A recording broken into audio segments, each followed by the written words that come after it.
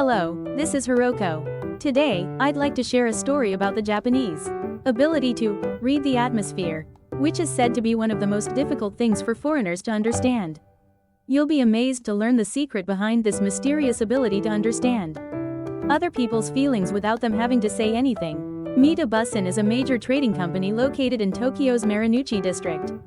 Kenichi Nakamura, 42, a veteran employee in the company's sales planning department, had been with the same department for 15 years.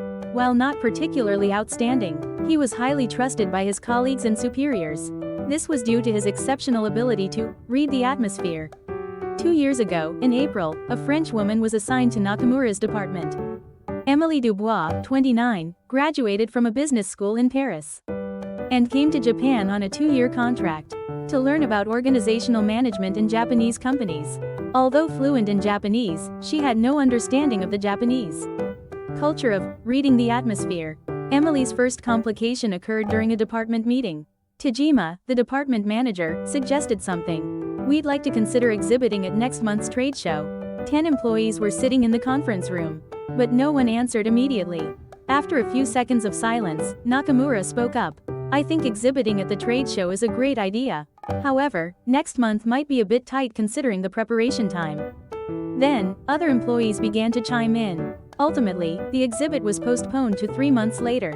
After the meeting, Emily asked Nakamura, "Why didn't you oppose the director's proposal from the beginning?" Nakamura looked a little confused. "I didn't oppose it. I think Director Tajima also knew that exhibiting next month would be difficult. But he did propose it, didn't he?" "Yes. But from the way he spoke, I could tell he hesitated when he said, 'We'd like to consider it.'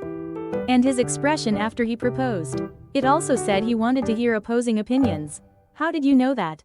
"I read the mood," Nakamura answered as if it were obvious.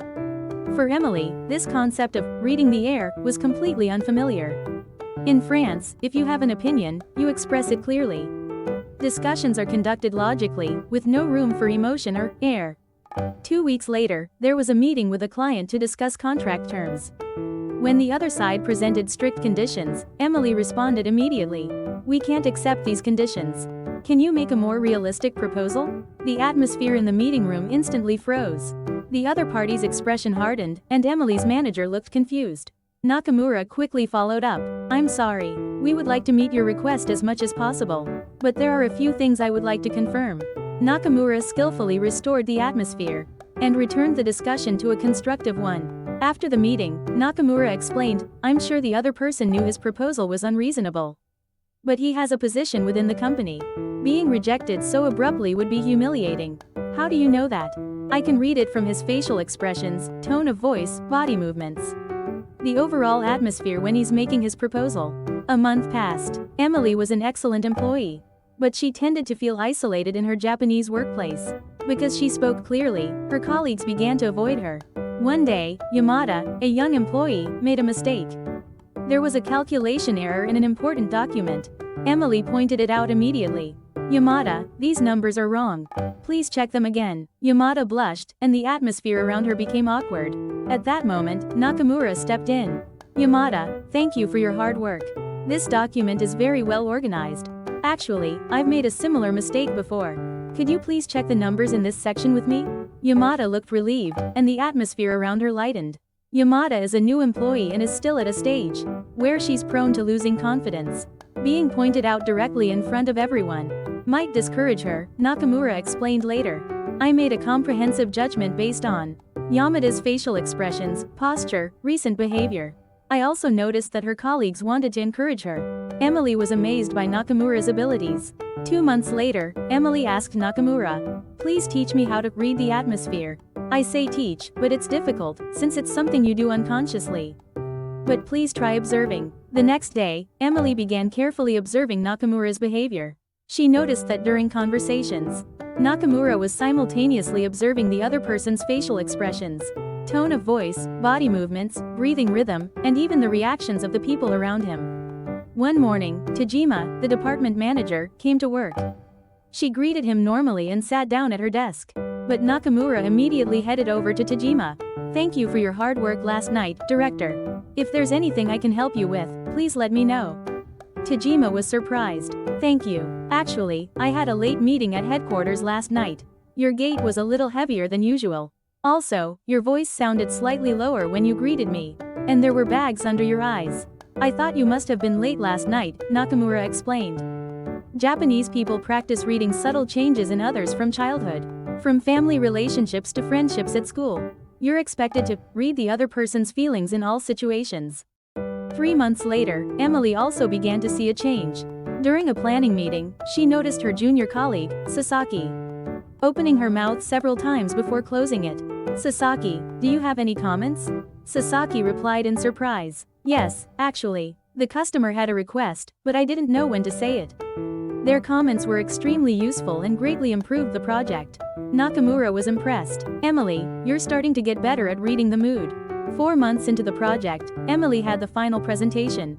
During the presentation, she noticed that the client's decision-maker, the executive vice president, had a stiff expression. She discussed this with Nakamura during a break, and he agreed, I agree.